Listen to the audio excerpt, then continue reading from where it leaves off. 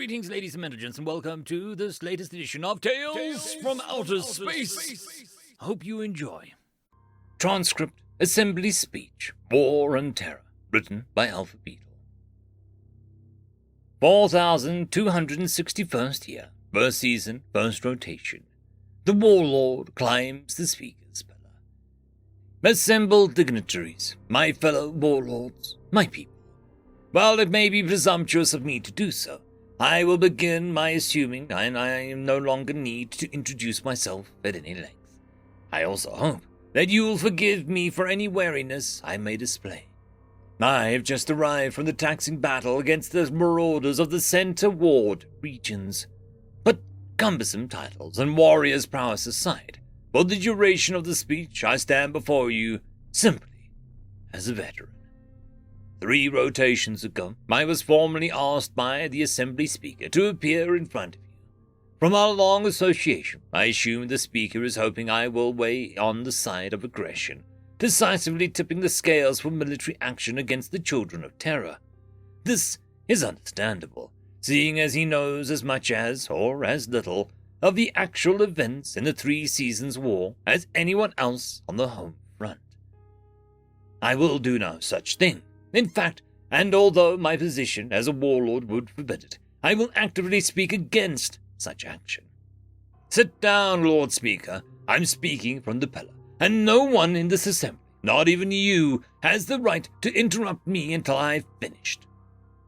Audience chatter pauses while the Assembly Speaker is reseated.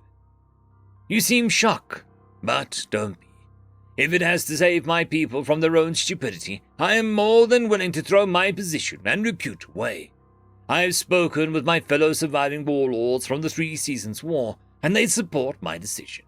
We, veterans of that long series of relatively minor fleet actions, which is what it really was, not a war, want to bring a dire warning to you all. Also, though it is against custom, today we want to tell you publicly what happened during those 3 seasons. The Warlord indicates the true remembrance. We disdained the humans when we met them, all of us, to a lord. Ever since we first found them, the children of Terra did nothing but quarrel amongst themselves. They have never lived under a species unifying rule, not to mention such a peace.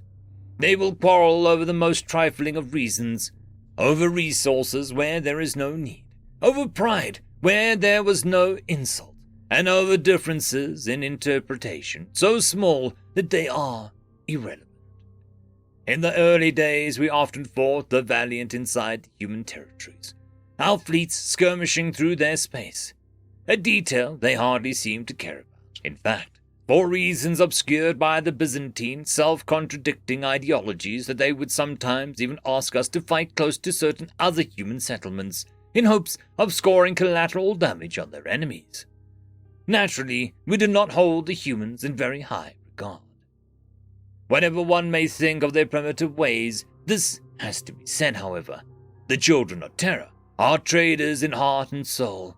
Perhaps this is exactly because of their splintered nature as a species. Who can know? Although their technology couldn't match ours, they could offer abundant resources and an endless pool of cheap, efficient, and crafty labor. We happily let them repair and restock our ships for what was, for us, a laughable price. Soon, even the valiant, as disgusted as they were with the humans' barbaric obsessions with commerce, were docking their ships at the human outposts.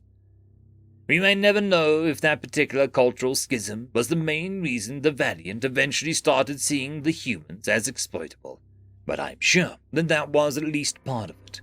Collateral damage turned into accidents due to bad intelligence. Accidents turned into incidents. Eventually, incidents became raids. At every step of the way, the Valiant was spurred on by shocking lethargy of the human race as a whole. I will admit, I was at the time quite disgusted myself. A fifth of a season into the systematic raiding, only the neighboring polities had even cared to send any supplies to the victimized outposts. Some of the more cutthroat cliques of the region even capitalized on the opportunity and attacked their weakened neighbors. Seeing the spoils of the Valiant were gathering, my war council was actually contemplating an offensive into human space. If the Valiant were gaining so much from smiting the barbarians, why should we not? Only my warrior's pride made me shy away from attacking so defenseless an opponent. Defenseless. Words are inadequate to describe how lucky that hesitation was. Exactly halfway into the season, the Valiant made their terrible strategic mistake. I expect that only a very few select watching or listening to my speech will recognize the name Pillars of Hope. Hope was a large human settlement, the largest outside of the human's own solar system. After a particularly bad string of defeats at the hand of our fleets, the main Valiant battle group was pushed deep into human space and fell into orbit around Hope. At this point, the Valiant openly despised the weak humans and expressed it all across their empire. The humans were, to them, animals, the butt of a cosmic joke. The camaraderie of the Valiant battle group was the epitome of what we would call the military class. It was strong, prideful, tempered in the thousands of battles, and it was already furious about the successive defeats to our fleet. It demanded the resources that its battle group needed, and its rage only grew when the inferior humans had the gall to demand trade on equal terms. Scorn, the commandiary, had several orbital superstructures obliterated by its units. The humans did not take this well, and a few of the diverse, autonomous polities in the settlement initiated forceful actions against the hostile battle group. The Valiant, not understanding the lack of coordination in human culture, or not caring about it, responded with extreme prejudice, bombing the settlement's surface, killing tens of thousands of humans. The situation escalated into chaos within a quarter of rotation. Somehow, the children of Terra managed to bring down one of the battle group's ships of the line. The Valiant responded with exterminate weapons. Cities were razed to the ground. Escaping civilian ships were destroyed in space. Millions died. It was a tragedy. Finally, the Valiant salvaged what they needed to repair their ships and left. And I hesitated for the second time, finding spoils gained by senseless destruction, such as that wrought as hope, even less appealing than before. This hesitation I also admit freely in front of you all at the cost of some of my warlord's pride. The humans came to us a tenth of a season later, asking for a military pact. I had, at this point, put hope out of my mind and occupied myself with other concerns, so I did not pay much attention to the delegation at first. I had to keep myself from laughing when the envoys presented themselves as speakers for all of humanity. I wasn't the least convinced that the children of Terra had learned to cooperate. I accepted their bargain flippantly, thinking that the humans' help might at least lend us a logistics edge now that their attitudes to the Valiant had soured. A logistical edge, I thought. The warlord indicates regret over a grave miscalculation.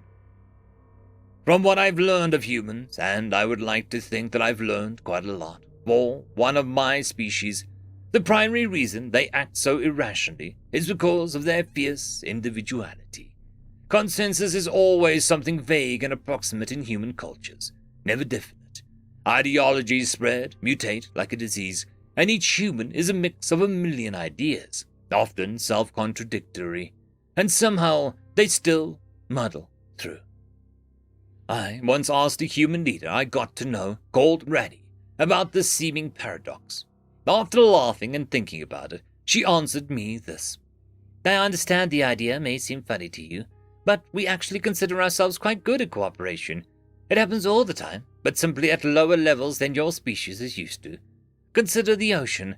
It is a hodgepodge of creatures and forces, but just sometimes, under the right circumstances, the waters all move in the same direction. And then, no land touching the water is safe. Every time I meditate on the war, I still remember that analogy, and the glittering of those small predatory eyes that had watched the pillars of hope burn. At first, the war continued unaffected. We didn't expect much when the human fleet sprang into action, and so stayed aloof, expecting the humans to suffer a humiliating feet. Then reports started coming in of some early successes. I attributed these to luck, surprise, and tactical retreats by the valiant, but did not wish to spurn such a generous gift of fate, and so we also attacked.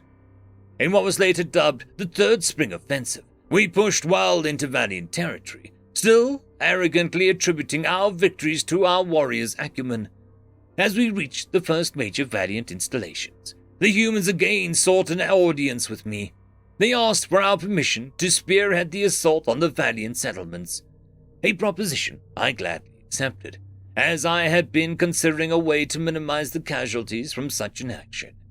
Why not let the humans soften up the wolves first, we thought. As the humans were still waiting for reinforcements, I took the time to visit their fleet and study their data. I was appalled at first. I thought they were simply lying to my face. On board their flagship, the humans presented maps showing how they had successfully ousted valiant battle groups from the entirety of their territory. I did not believe them. How could such a thing even be possible for such a technologically undeveloped race?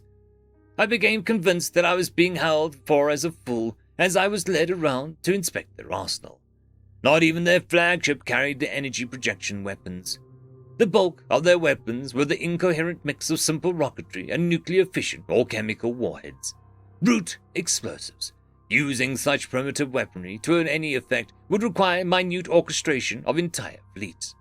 Something that I was completely convinced the humans could never pull off for the duration of the valiant campaign. I returned to my ship fuming and immediately ordered my own troops into action. Soon thereafter, the rotation of the battle began.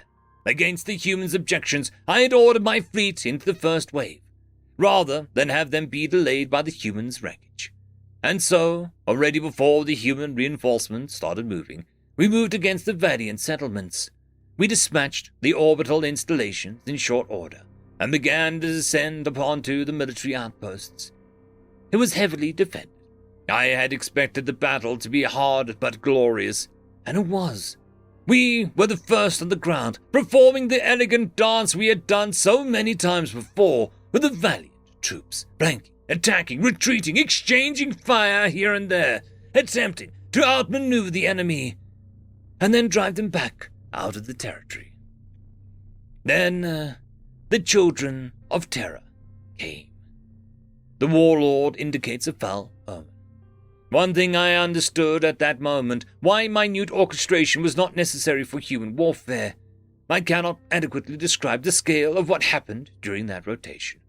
Around us, the skies literally darkened with their dropships. Thousands upon thousands of humans with their simplistic slug throwers and their ridiculous chemical-powered vehicles.